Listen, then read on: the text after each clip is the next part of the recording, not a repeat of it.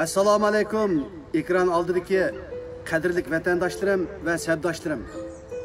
Men oldi bilan ona tuproqimiz Sharqiy Turkistondagi chorasiz xalqimizni va muhojiratda, dard va hasratda, seg'inish o'tida, qisos o'tida puchulinib yashayotgan vatandoshlarımni va sabdoshlarimni Uyg'ur kishilik huquq qonun loyihasining Amerika parlamenti va Amerika prezidenti hurmatli Donald Trump efendim tarafidan tasdiqlanganligi va imzo qo'yilganligi munosabati bilan qutlaqlayman va tabriklayman. Albatta bu biz xo'sh xabarga tashna bo'layotgan vatan ichi va sirtidagi Uyg'urlar uchun qimmatli xo'sh xabar. Albatta ulug' Allohning ilhom qilishi bilan bu qimmatli xo'sh xabarga sababchi bo'lgan Amerika parlamentiga, Avam palata a'zolariga, Kengash palata a'zolariga, senator va kongressmenlarga, hurmatli prezident Trump efendimga, Marco Rubio efendimga, Mike Pompeo efendimga, Nancy Pelosi xonimga va Uyg'ur kishilik huquq qonun loyihasining ma'qullanishiga bosqichma-bosqich zo'r kuch chiqargan Amerika parlamentidagi barliq a'zolar va rahbarlarga pak qalbimizdan samimiy rahmatimizni bildiramiz. Rahmat sizlarga. Thank you America. Thank you Mr. Trump. Uyg'ur kishilik huquq qonun loyihasi ma'qullikdan o'tib, hurmatli Trump efendi tarafidan imzo etilgandan keyin bu xabar dunyodagi nopozliq taratqulardan CNN, CNBC, Al Jazeera, Germaniya do'lqinlari, Bloomberg gazeti qatorliqlardan o'rin oldi. Xitoy kommunistlari uchun ajallik bo'lgan bu xabar Xitoy taratqularida bas-basda tarqitildi.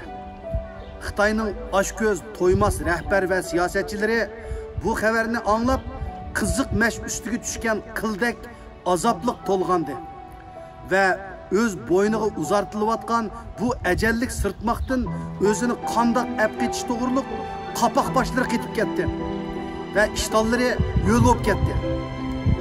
Sharqiy Turkistondagi azob ichida imrayotgan chorasiz xalqimizning quloqlariga bu xo'sh xabar yetib ulgurdi. Men bu yerda Uyg'ur kishilik huquq qonun loyihasining ma'qullikdan o'tishi uchun Amerika siyosatchilarini dalil isbot paket bilan ta'minlagan va bu xizmat uchun unsiz, ismsiz to'g'ri qo'shgan so'yimli kishilarimizga rahmat aytish bilan birga bu qonunning ma'qullikdan o'tishi uchun tirishchanlik ko'rsatgan, izchil izlangan va Amerika siyosatchilari bilan yillarcha diplomatik munosabatlarda bo'lgan va xalqaro siyosatchilar bilan inchki suhbatlarda bo'lgan cho'ng va kichik tipdagi siyosiy faoliyat va namoyishlarni tashkillagan va shu orqali dunyoning diqqatini qo'zg'agan o'z taratqullarimizda va dunyoviy taratqularda kuchli tashviqotlar ilib borgan shaxs va rahbarlarga aktiv faoliyatchi va inqilobchilarga o't yurak ziyolilar to'pig'i chorasiz xalqimiz nomidan rahmatimizni bildiramiz. Rahmat sizlarga. Men bu yerda vaqt qislig'i tufayli kurash sepidagi barliq so'yimli kishilarimizning ism salohiyatini atab tugitib bo'lmayman albatta. Ammo chorasiz xalqimiz nomidan bularga rahmat aytib qo'yishni to'g'ri topdim. Kurash sepidagi ismi atalgan va atalmagan qadrli kishilarimizning ism va salohiyatlarini men emas, Uyg'ur tarixi, jumladan muhojiratdagi kurash tariximizmi atab tugitib bo'lmaydi. Xalqimiz shu qadrli insonlarimizning ism va ish izlarini mangu tosh obidlariga uyib naqshlab, qadrlab yod etdi. Xalqimizning ashunda go'zal sifatlik, ongliq, aqlliq, inoq, vafodor, qadrdon farzandlardan bo'lishimiz uchun ittifoqlashaylik, birlikka kelaylik, qo'lni qo'lga tutishib, Sharqiy Turkistonning mustaqilligi va chorasiz xalqimizning ozodlikka erishishi uchun kurashga otlanaylik. Amerikada Uyg'ur kishilik huquq qonun loyihasining ma'qullikdan o'tganligi va Trump efendimning imzo atganligiga bütün dünyadaki Uygurlar rahmet teşekkürlerimizni bildirişimiz gerek. Bu hoş haberini anlap, elbette hoş bo'lmagan Uygur yok deb qarayma. Bu hoş haber daqiqalarida avval sirliq koinotning ulug' Rabbiga ikki rakat shukr sajdasi qilish bilan birga Amerikaning bu tarixiy cho'ng yaxshiligiga biz Uygurlar qandoq rahmat aytishni bilamiz albatta. Aziz vatandoshlarım, o'zinglar turishliq davlatlar bilan diplomatik aloqanglarni texmi qo'yiqlashtirib, izchil diplomatik suhbatlarda bo'lib, shu davlatlarning Uygurlarga bo'lgan yeztashligini qo'zg'ashinglarni umid qilaman. Umidimiz borki, buningdan keyingi siyosiy kelgusimiz parlaq bo'ladi inshaalloh.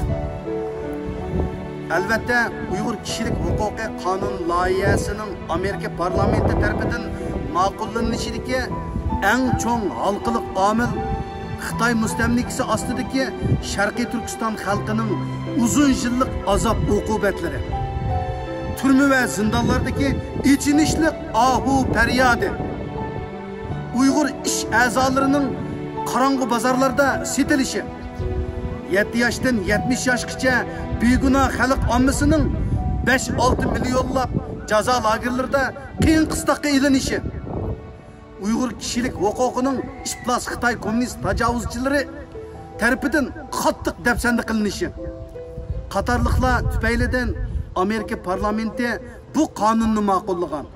Ammo chorasiz xalqimiz ustidagi shu ichinishlik bayonlarni dalil isbot paketi bilan Amerika siyosatchilariga va xalqaro kishilik huquq organlariga yetkazgichi, guvohlik berguchi, xabarlantirguchi, xalqaro jamiyatning diqqatini va yeztashligini qo'zg'uvchi qadrdon kishilarimizga shu chorasiz xalqimiz nomidan rahmat aytamiz albatta.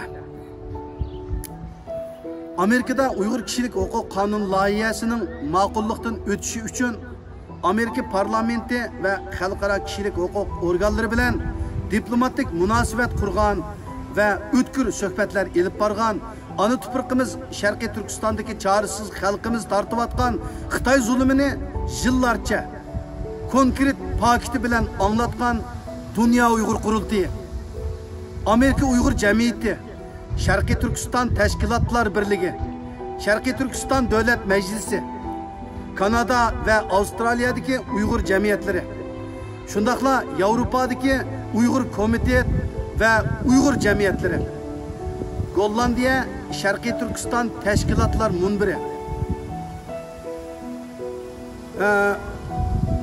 şundaqla Avrupa'daki Uygur Yaşlar Uyuşmaları, Uygur Adliya Ambiri qatorliqlarga şu çaresiz xalqimiz nomidan rahmat aytamiz albatta.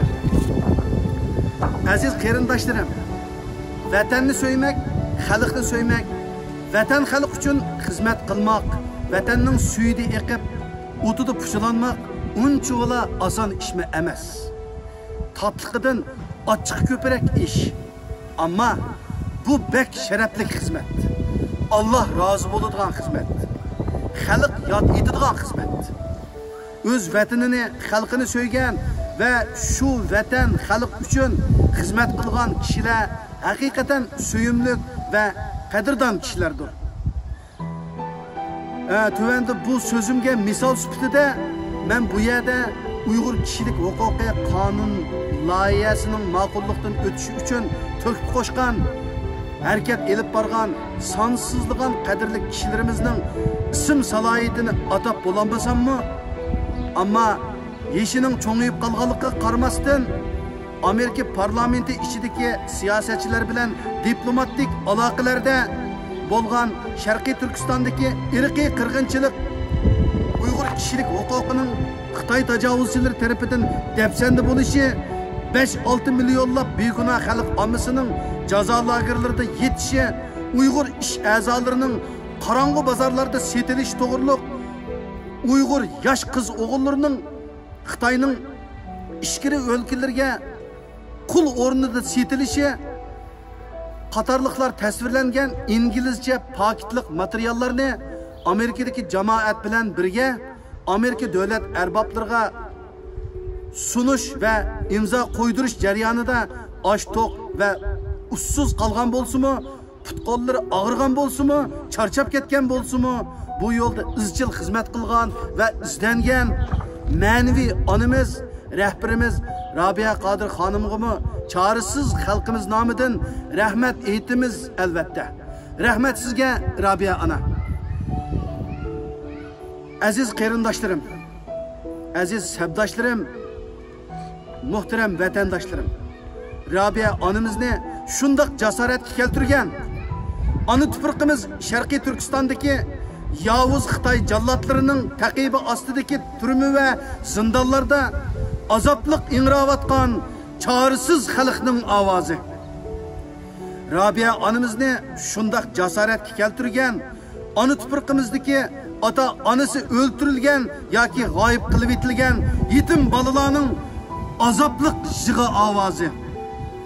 Robiya onamizni shundoq jasoratga keltirgan ish a'zolari Xitoy jallotlari tarafidan elib olingan qiz-yigitlarimizning noli faryodi. Allah sizga kuch-quvvat ato qilsin Robiya ona.